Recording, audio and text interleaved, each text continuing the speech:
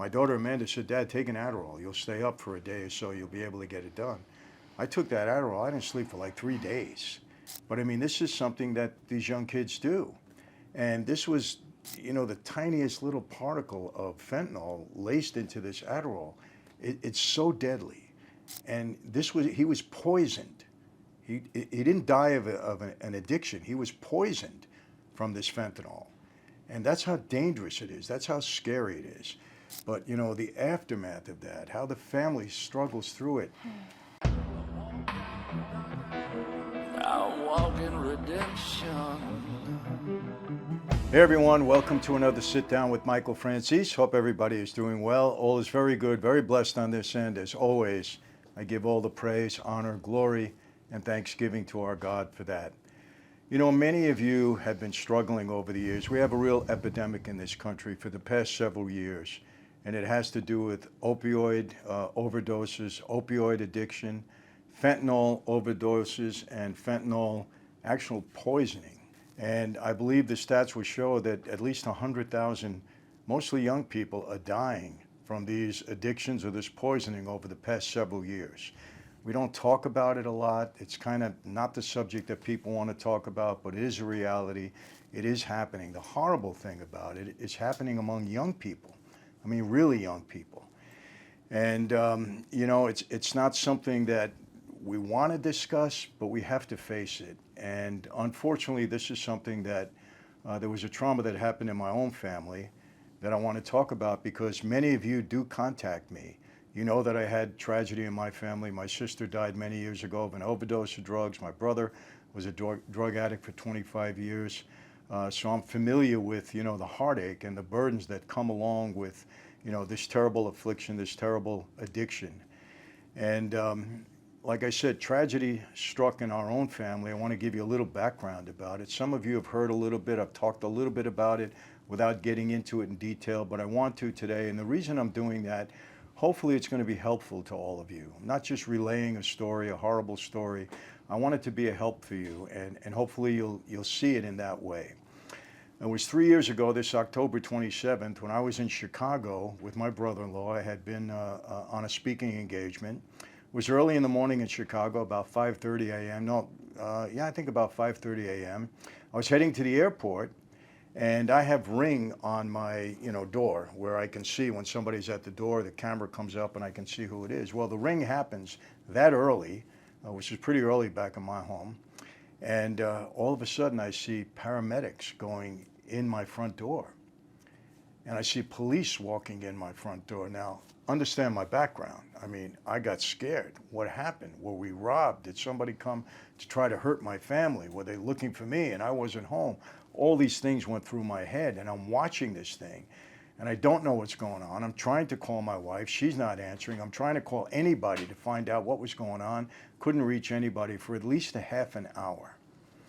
And then finally, my wife answers the phone, and she tells me what happened, and it was absolutely tragic. We had a young man who my daughter was to be engaged to, was living in my house. He had come from Michigan, and so he was living with us. Nice young man, 24 years old. He was my videographer. He was doing all my video work. And he was just a good boy, He was an athlete, strong young man, and him and my daughter were in love. And he didn't have a drug problem. But I understand what happened, or I believe what happened, is he got an Adderall. I feel almost a little responsible because that morning he was going to film for something for Slice's Pizza, which you're all familiar with. And I had spoken to him through text earlier that evening, and he had everything set. He was ready to go. For some reason, he took an Adderall that he had gotten from someone, and it was laced with fentanyl. And I think it was around midnight that night, he had taken that Adderall, and from what we understand from the reports, the autopsy later, within 10 minutes or so, he collapsed and died on my bathroom floor. The real unfortunate thing is that morning, it was my daughter who came downstairs, and then my wife, and found him.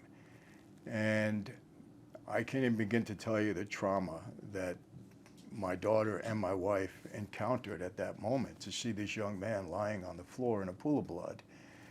And paramedics going inside, in and out of the house, and it was terrible. I got home a couple hours later, and they had already removed him, and my daughter collapsed into my arms when I walked in the house, my wife the same thing, and this started us on a journey of grieving, of rehabilitation. I can't even describe myself, everything that my young daughter had gone through.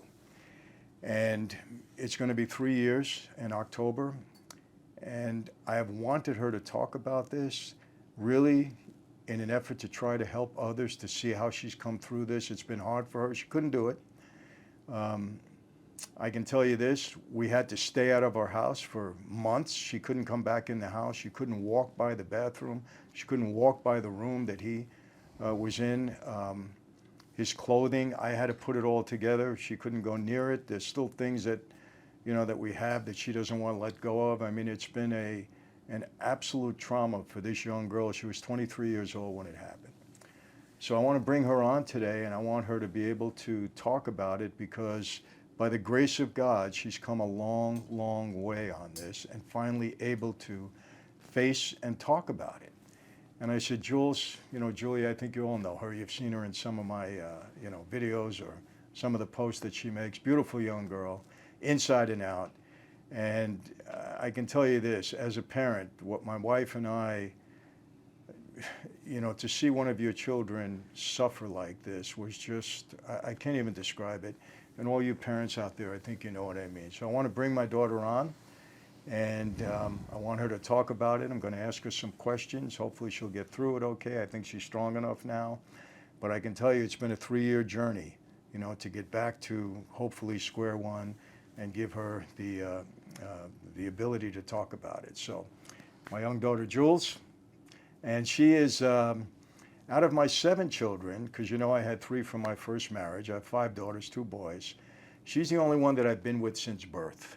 We've had no interruptions. I've been there since day one, no prison, no nothing.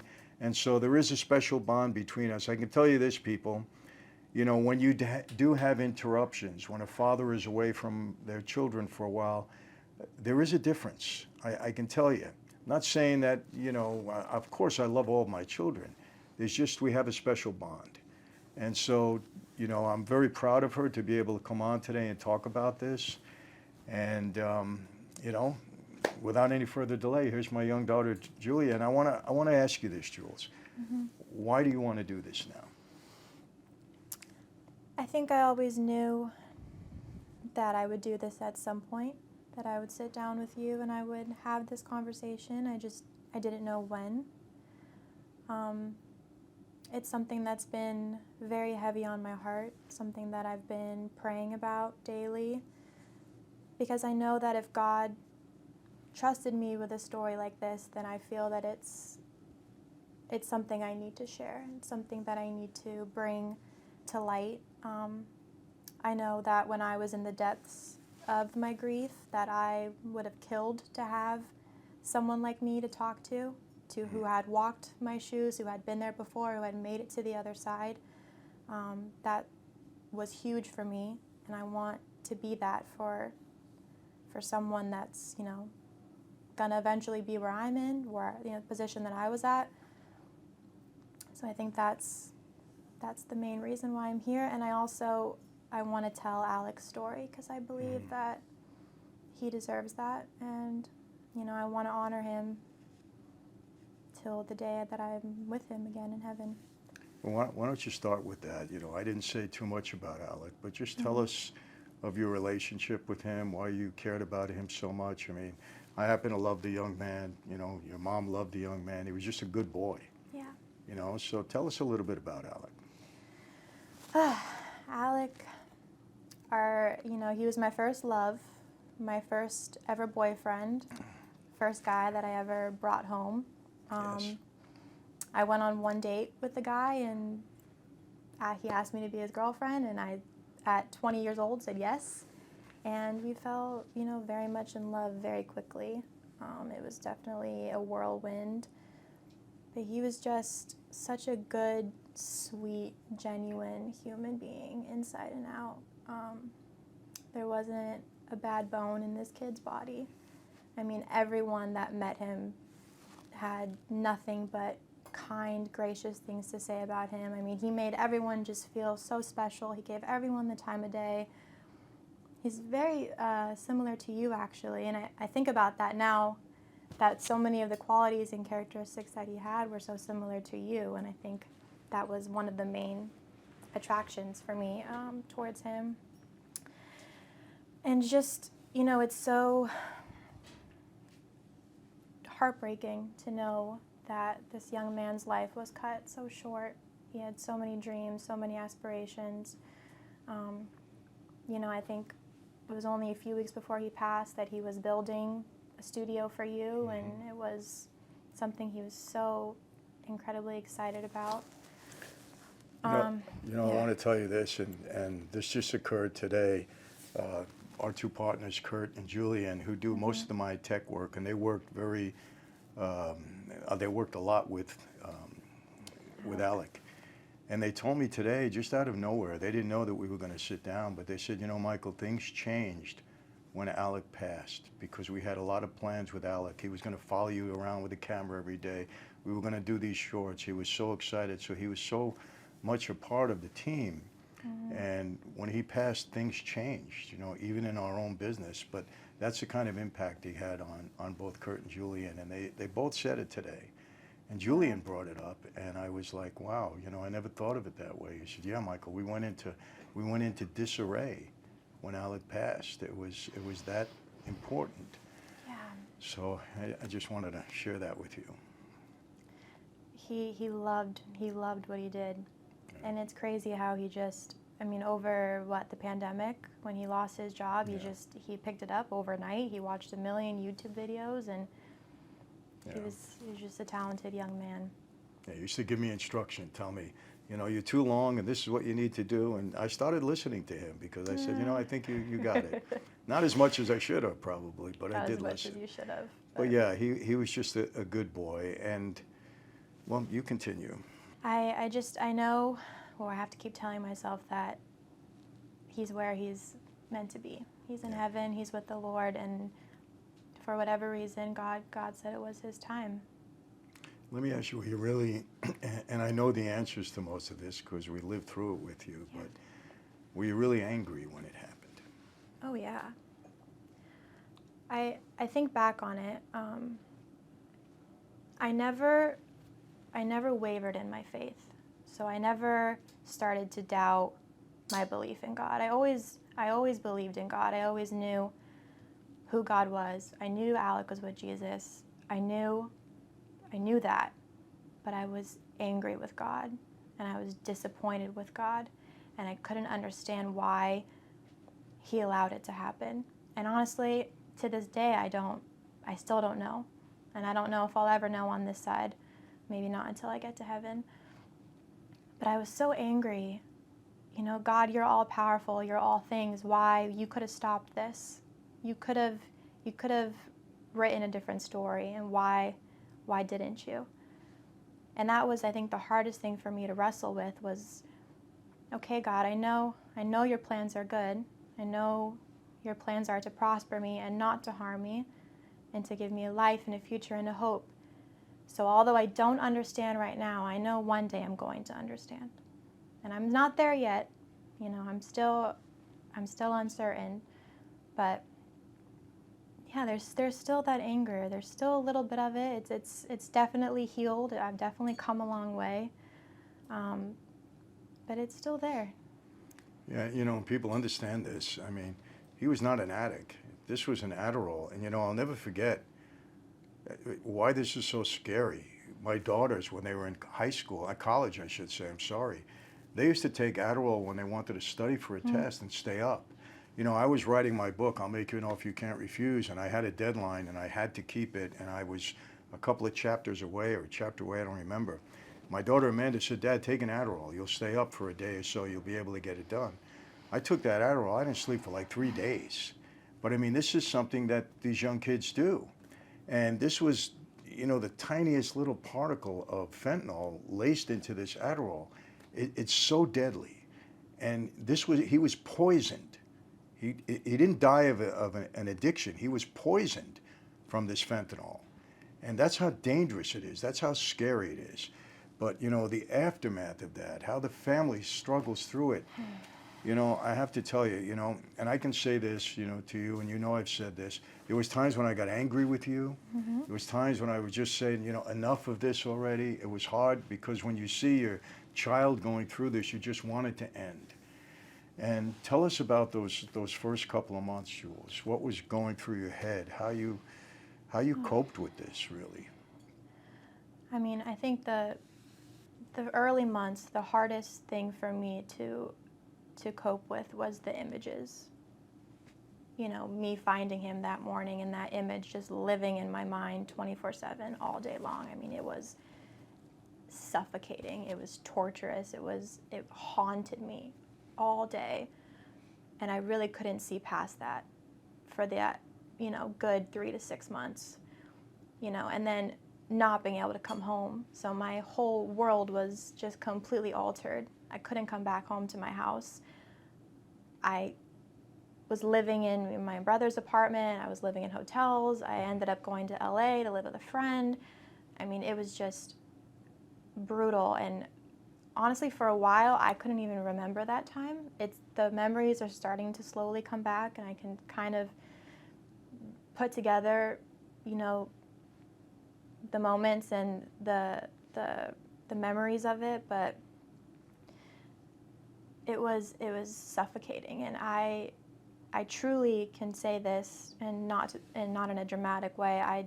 I did not want to survive. I did not want to live. I prayed every day, God, just take me home. I wasn't suicidal, but I wanted to just close my eyes and not wake up, because that feeling of just hopelessness was just like it suffocated me. I felt like I could not breathe.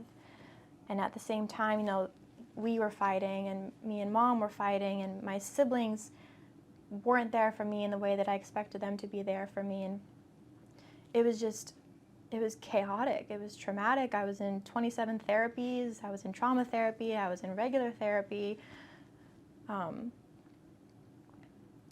It was just, I start to it's overwhelming to even think back to, And just so you know, people, I mean, they had planned a life together, and I gave my stamp of approval on this young man, and they were talking about engagement, talking about marriage, talking about their future together, working even in the same industry. So this was, even though they were young, they really had their future planned, and everything just shattered. And I suffered with so much guilt. Why? So much guilt, because I couldn't fathom how it happened in my house, right underneath me. My bedroom's was right above his, and I just replayed that night over and over again. What did I miss? What did I not see? God, why didn't you wake me up in the middle of the night? If I had known, I could have rushed downstairs. I could have saved him. That killed me the most for the longest time. It was just this heaviness, this guilt. I felt that weight. I felt that weight for him. I felt that weight for his parents. I felt that weight for us, that it happened in my house. Just that heaviness was so unbearable at times. And obviously, as you say this, we saw all of it. And yeah, there were times, people, that, my wife and I kind of, we lost our patience a little bit, and again, we just wanted it to end. We just saw how much she was suffering, and we just wanted it to end. And, Jules, I've said this to you, it's changed you. Yeah. You're not the same person you were before this tragedy happened. I don't know if it's changed you for the better. You become a little harder, and at times that anger still comes out in you. We can see it. But I get it. I mean, I understand it. But what was it that you think really helped you get through it? I mean, Jesus. I don't think I'd be here today if I didn't have the Lord in my heart. And why do you say that? Because I could not do it on my own. And this was something that you couldn't get me through, Mom couldn't get me through, my family could not get me through it. I was so low. I was in a place of hell where I was just being tortured daily and daily with the devil's lies constantly just feeding me and feeding me and feeding me in negativity, and I would just spiral down to the lowest of lows. You know, for me, such a happy person, such a positive human being, someone who was, you know, believed in fairy tales and, you know, had a very idealistic view of life, to then be hit with something so traumatic, it was just overwhelming for me. And I was, you know, so young. It was 3 years ago almost. I feel a million years older, just mentally based off of what I've gone through. But yeah, I mean, I had to daily get on my hands and knees and just cry out to God. I would cry, I would scream, I would yell, I would say, God, no, you promised me that your plans are good. You promised me that all things work together for those who love you, that are according to your plan. These are your promises. So I'm going to hold you to it. And although I'm feeling this, and the devil's telling me you're done, you're never going to fall in love again, you're going to be alone for the rest of your life, you're going to carry the guilt for the rest of your life, you're never going to be normal again, I had to fight back with God's word. That's what would bring me above water. And even if it brought me above water for a few minutes, you know, for 10 minutes, for 30 minutes, for an hour, I mean, I was at the point where it was just, how do I get through the minutes? You know, how do I get through the seconds? How do I get through the next hour? It was that challenging for me. You know, I couldn't even imagine a lifetime, let alone how do I just get through right now? It was one day at a time. Yes, It was 1 hour at a time for you at times. The seconds, it was excruciating. Because I think it was the trauma of it. The trauma just really added a whole nother layer. You know, finding him and it happening in my house.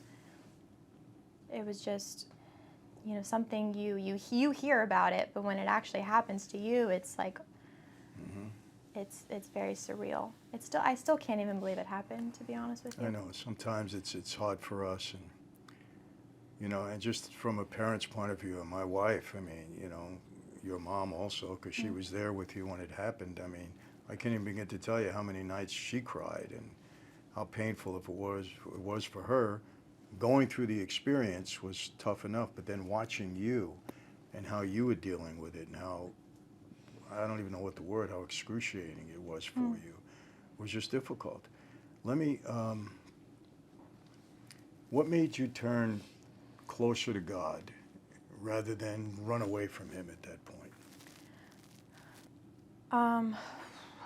I think I've always turned to God, right, in every situation that I've been through in my life, whether it be small or, you know, anything that happened within the family or with us, I'd always turn to God. So that was just my normal, you know, that was my normal thing to turn to. Okay, I'm turning to Jesus, I'm turning to the Lord. I've always had Jesus in my life. I mean, now my relationship with God is on a completely different level than it ever was. But I found comfort in that, and, you know, having people like Greg Laurie and Kath Laurie in my life who, you know, lost their son and had gone through something very traumatic. They were so pivotal in my life. They were so, I mean, I'll never forget few things that each one of them said to me that really just changed the course of my healing. For instance, Kath Laurie told me, because I told her I can't go home, I'm struggling with going back to my house. And she said that she struggled going down the freeway where Christopher had passed away. Yeah, and just for those of you that don't know, let me explain. Yeah. Greg Laurie and Kath Laurie. Greg Laurie is the pastor of Harvest Church in Riverside and in Irvine. World-renowned pastor, great guy, friends of ours, and they really, really came to Jules's aid when all of this happened. They had lost their son in a car accident, so they know what it was to experience a loss like that. But they were, like Jules said, they were pivotal. They're dear friends. I mean, I know them for years, and great friends of the family, but, you know, just strong people of God, and they really came by her side. And, you know, this is another reason why, you know, Christians get knocked a lot, and I understand that. But the real Christians that really love the Lord, I don't know what this world would do without them. I really mean it, because they really want to come by your side, as evidenced by how they treated my daughter. Yeah. Yeah, so she said, yeah, she could never drive down that road because, you know, it was hard for her. That's where Christopher had passed. And then one day it changed in her where she said, this isn't where my son, you know, lost his life. This is where my son met Jesus. And it became a beautiful thing for her. And I remember her saying that to me, and it changed. I mean, I think I came home a few days later, and I was able to look at that bathroom, that room, and say, okay, this is not where Alec lost his life. This is where Alec met our Lord. This is where Alec had a face-to-face interaction with Jesus, and it turned into something beautiful for me. And now, you know, now that bathroom is almost a comfort. It's not scary to me anymore. It's like, okay, wow, this is where he met our Lord. And that, I'll never forget that. That was such a special, special thing that she said to me. It really, it healed a big part of me. And I'm like forever grateful to her for that. You know, and it's something, people, sometimes, you know, the people that love you the most, like we love and adore this child, but sometimes even as a parent, you don't have the right words to say. You know, we see things differently. You know, I remember, you know, I feel bad about it now. I felt bad about it then, but it was Thanksgiving, I think, and it was shortly after he had passed, and we were together in a restaurant, and he was so down that day, and I couldn't bear to see you that way, and I got so angry. I got angry with you. It kind of lashed out, and, you know, again, we react in different ways, but sometimes it's just a friend or somebody else that says something that can calm you down. You need people around you in a situation like this, and talk about that. Did anybody else really come to your side that might have experienced something similar, maybe a loss like that? Yeah. It's crazy because I know you can, sometimes when you're in it, you feel like God is silent. You feel like, God, you're not here with me. You're not answering my prayers. I don't feel you. I don't see you. You're not coming through for me. And now that I look back on it, it's so evident that God was there with me every single day, whether it was a phone call or a message from a certain person or two very specific people that he brought into my life in moments where I needed them just right there and then. My friend Alexa, who is now one of my dearest friends, she's like a sister to me. She had lost her father a few weeks before Alec had passed away. And I remember I was with my mom, we were going to the mall, and she's coming out of the store, and I didn't know who she was. You guys knew her from when you spoke at her father's church. And I was a ghost of a human being that day, and I just remember seeing her face and having this moment with her. And she got my phone, and she didn't know what had happened to me, but she said she just felt something, that she just could see it in me, you know. And then we hung out a few days later, and we both shared what we had gone through, her losing her father and me losing Alec in such a short, 2 weeks of time between each other. And what she has been for me, and I think vice versa, what I've been for her has just been so beautiful. And that relationship is something that I will hold dear to my heart. And it's without a doubt from the Lord. I mean, God put us together. He brought that relationship together, and I'm so thankful for her. And then another dear friend, her name is Maddie, who had lost her mother actually 6 months after Alec passed. And God brought her into my life, and it's so beautiful when you're able to look back and you could say, okay, wow, God, you were there with me. you did provide for me. You did show up in all those little moments where maybe I couldn't feel it at the time, but those moments are what carried me to where I am today. It's like, it's just so beautiful to know that God will be there for you. You know, seek and you will find him. Ask and he will give to you what he believes you need at that time. Yeah, and that's beautiful, and people should understand that you need support during these times. And I could ask you this right now. There was times when you were angry with me and Mom, right? Maybe because you didn't think we were seeing, or you didn't think we were experiencing or feeling the actual pain that you were feeling, right? I mean, I know the times you got mad at me. I know the times you had differences with Mom.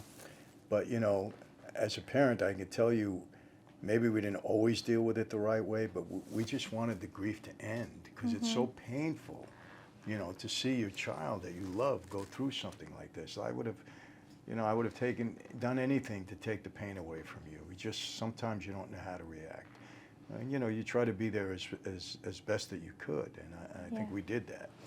But it was your own time. You had to get through this. Obviously, you were here, you had the support around you, but you still had to do this on your own. I had to do it on my own, and I think that's what you guys couldn't understand. Yeah. Was that I needed distance from you both, because I think we were too close. We were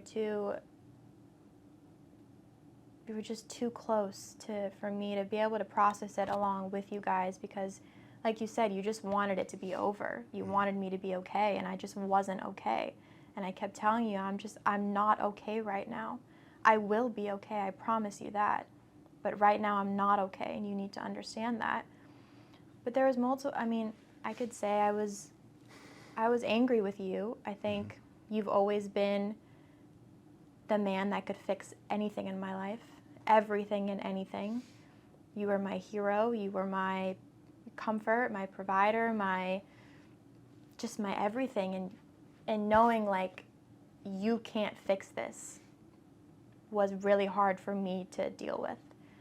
And then you also weren't here when it happened. So I struggled with that I was angry with you. Of course it wasn't your fault. Of course it was so irrational of me, but it was just all this emotion of like, my dad fixes everything, but he can't fix this. And that was hard for me. That was a hard pill for me to swallow. And then with, Mom, it was just, I couldn't be there for Mom. And I think in a way, Mom needed me.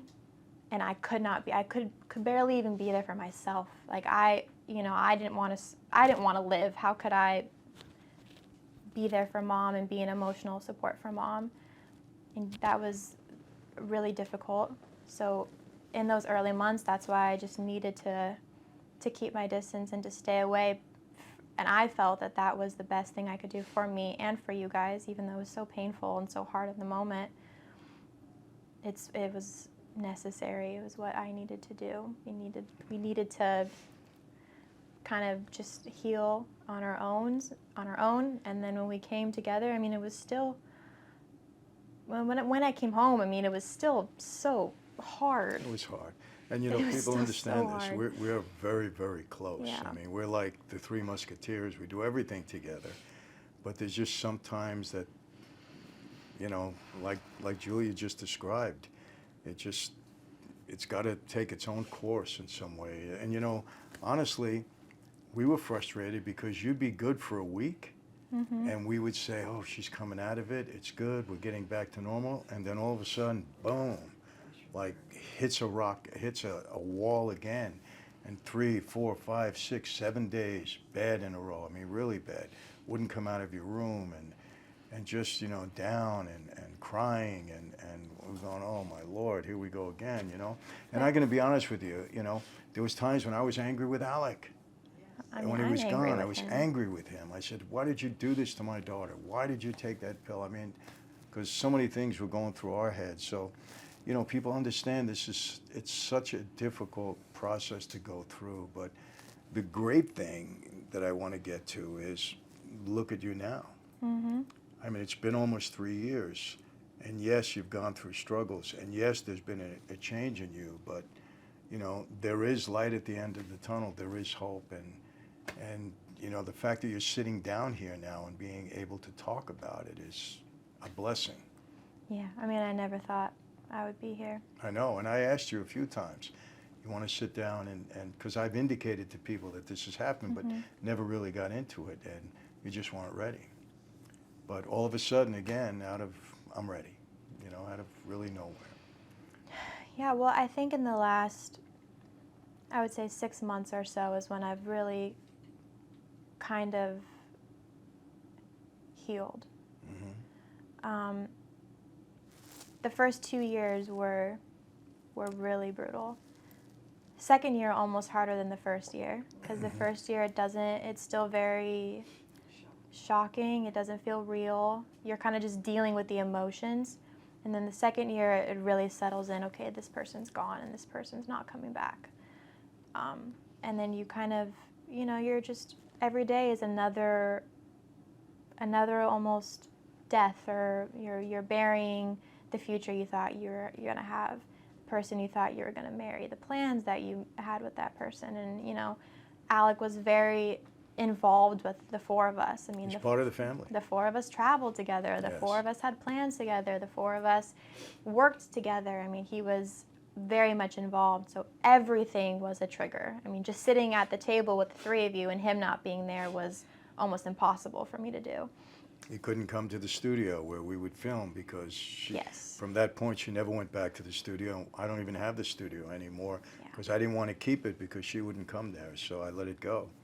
I mean, just everything was a trigger. And then, you think you're doing fine, and then something hits, or you see something on your phone, and it's like you're back, 10 steps backwards.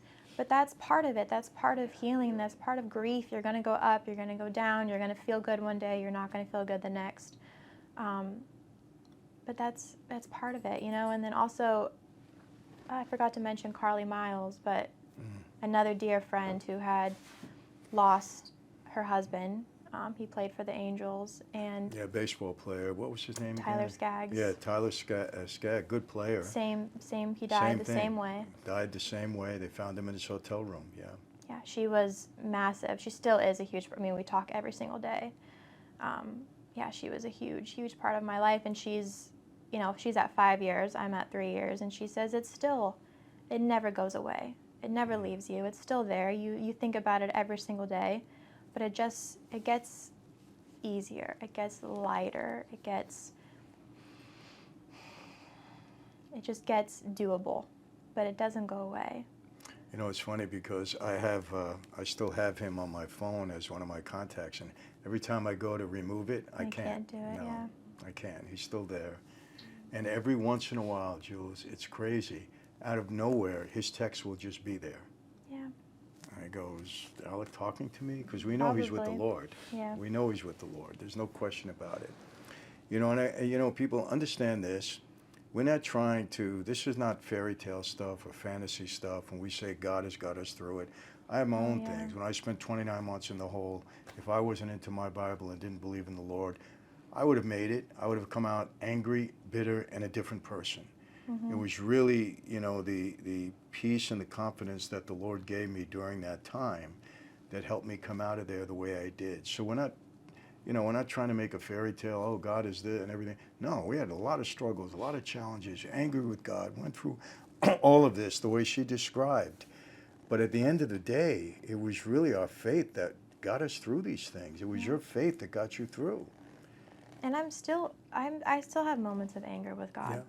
Of course. Still. I mean, I'll have a good day and I'll have a bad day, still to this day.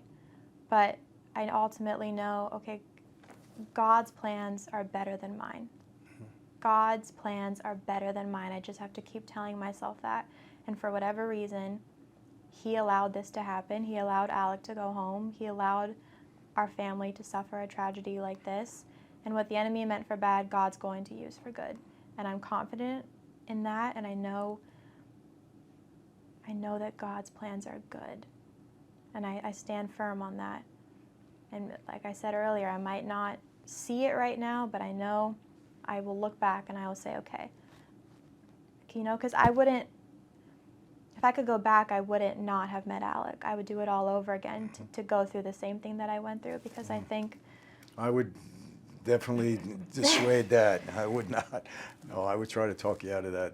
But anyway, go ahead. I would do it again. I would do it again because I think Alec needed me. Alec needed us. Alec needed the Lord. And I don't think, he always believed in Jesus, but he didn't have a relationship with God. And I think our family was so vital in that for him. Yeah. He loved Greg Laurie and he loved going to church. And I think God had him in our life for a purpose and for a reason. And now, no doubt. even though it ended the way that it did, Alec is with Jesus, and there's nothing better than that. We're all going to be there one day, and we will see him again. Thank you, Jesus. So I would do it. I would do it all over again, even knowing how it would end. Well, that's powerful. And let me tell you this, and I have to say this, people, she gets hit up all the time, by guys, and these are prominent guys. And just yesterday, we were at a restaurant, and a celebrity, I'm not going to mention his name, I thought he was coming over to say hello to me, that he might have known me, and he didn't. He came over to ask her for her phone number right in front of me. I'm saying, I guess this guy doesn't know who I am. But anyway, this happens all the time. But you really, you don't really have an interest yet. You haven't gotten to the point where, hey, I'm ready. Or maybe you have, I don't know. But it's kind of getting better. I'm ready, Okay. in the sense of I do feel like, for a while I said, I'm never going to fall in love again. I'm never going to have that ever again. Alec was my person, and I'm just going to end it with that. But God, has healed me, and He's shown me, okay, I can fall in love again. I will have that one day. I don't know when. I do feel ready, but I am very, very picky. I have very high standards, and I think for me, I rather be alone than, just in a relationship. I want it to be God's person for me. I love that about you.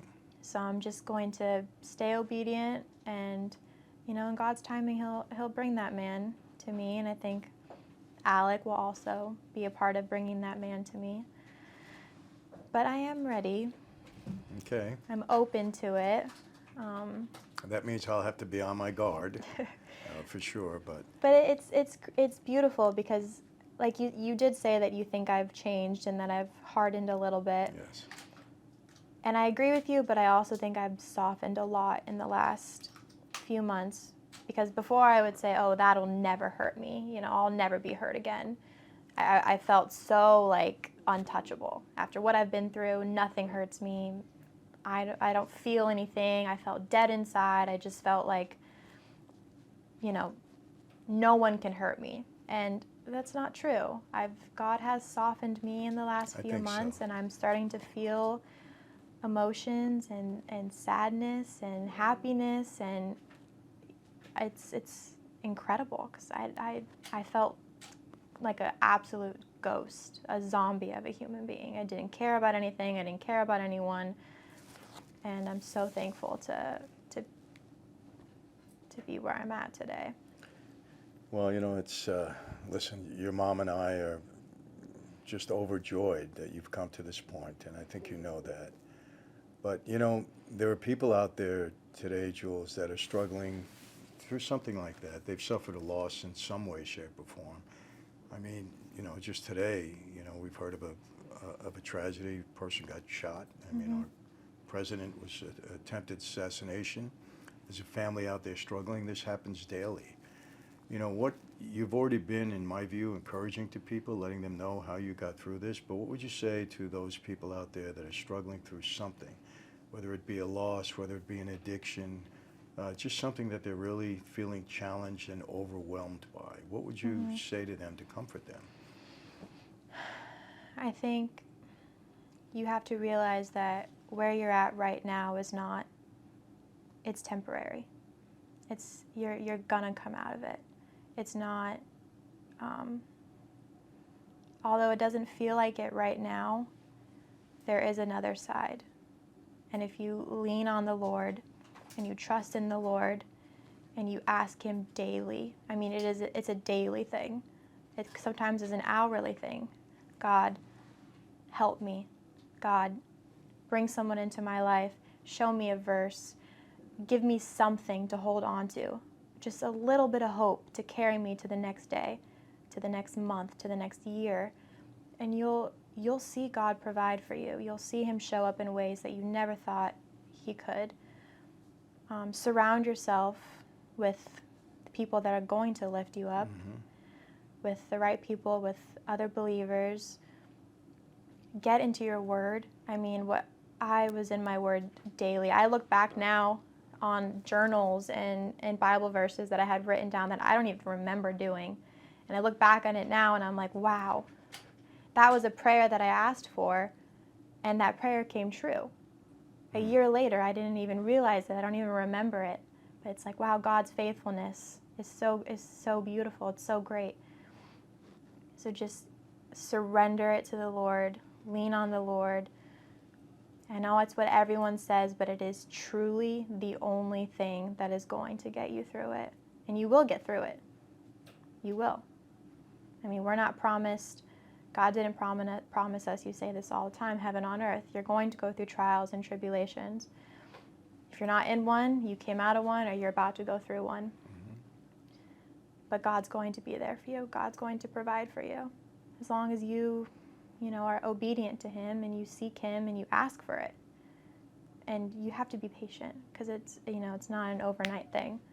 Well, listen, I think your mom and I have both learned a lot from just watching you go through this.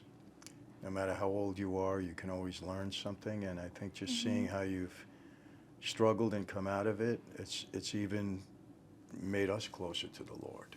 It really has. And look, I love you more than anything. You know that. You're my baby.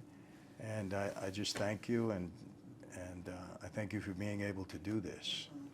And I believe that this may be the first of many things that not only we do together, but I feel there's a calling on your life to maybe, be an advocate for people, be an encouragement to people that have gone through a situation.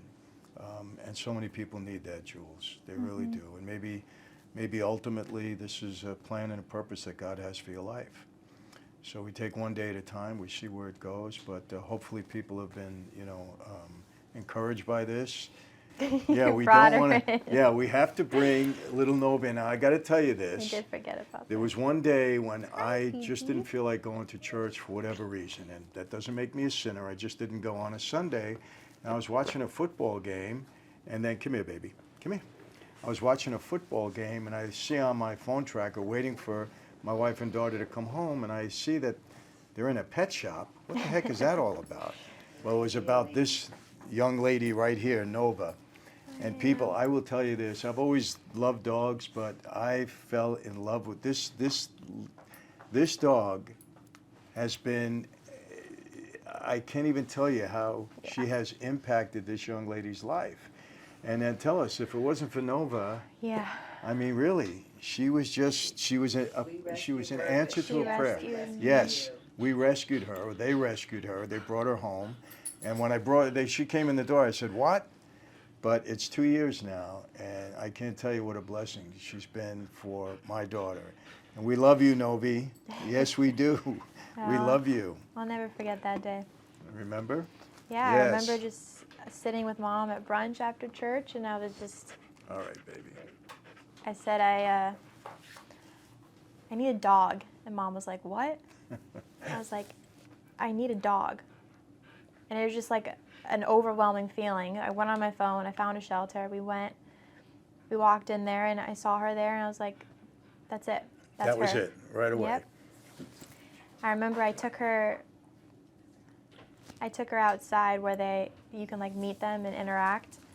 And she just came and she walked around and she sat and she put her head on my leg and she just stared up at me. And in a weird way, she's a girl, but in a weird way, it was almost like Alec's spirit was with her. And it was just so comforting to me. And I was like, that's it. She's coming home with me.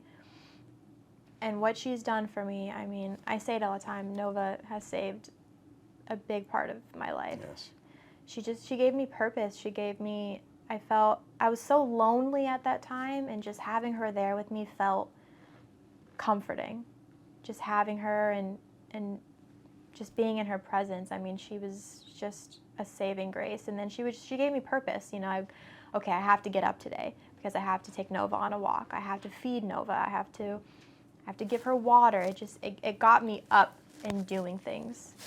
Because at that time, like, I mean, I couldn't even, getting up to brush my teeth was like a whole ordeal for me. No, she's been an absolute lifesaver. For all you dog lovers out there, you know that. But I believe that she was a gift from God. And Oh, she came at a 100%. special time, and she's been a blessing in our family ever since. And you know, so all you dog lovers out there, there's a reason, you know, that we get so attached to them, because they are life-saving. So Yeah. people, you know, hopefully this it can be a source of encouragement for you, really. And like I say, I think my daughter will continue to share her story and encourage people and let them understanding that, you know, we have to turn to God in times like this. Again, it's not a fairy tale. We're not trying to sell anybody on Christianity. It's just real people. You know, it's got her through it. Yeah, I mean, I watched her. I watched how she got in her word. I watched how she was uplifted at times, and I've experienced it myself when I was in the hole. So, you know, this is real, people. We need the Lord in our lives, and you know, I can't tell you, honey, I'm just so happy that we've been able to do this, and maybe it'll be the first of many. Hey, listen, if you want to hear more, there's a lot more to this story. I'm trying to get my wife to sit down with us and really talk about, you know, she does all the camera work. By the way, all of this stuff is my wife. She took over for Alec. Alec kind of trained her, and then she took over, stepped in, so we didn't really miss a beat. But you know, just to sit down with her and tell you what she went through as a mom, you know, and they've like joined at the hip, the two of them. So I think hopefully we do this to be an encouragement to all of you and let you know that, you know, we do grieve. There is a time for grieving. And for those of us that are watching the person that is grieving, we have to give them their time, give them their space, be there, support them, encourage them, you know, and encourage them to seek the Lord even more, and they will come out of it. And that's it. So thank you very much, my love. I love you. I do want to say, though, Sure. my one verse that stuck hold with me, that got me through the last 2.5 years, I have it written on my arm. It's Romans 8:37, and it's, "You are more than a conqueror through Christ Jesus." And I remember seeing the image on Instagram. It was a girl with like a sword on a horse, and then it said Romans 8:37, "You are more than a conqueror through Christ Jesus." And what that did for me was just like, okay, Julia, you are going to conquer this as long as you follow the Lord. Wow. And that has been the verse of my life. And I say it to myself every single day. I don't think there's any better place to leave off than on that wonderful verse. So, people, how do I always leave you? Same way, it's never going to change. Be safe, be healthy.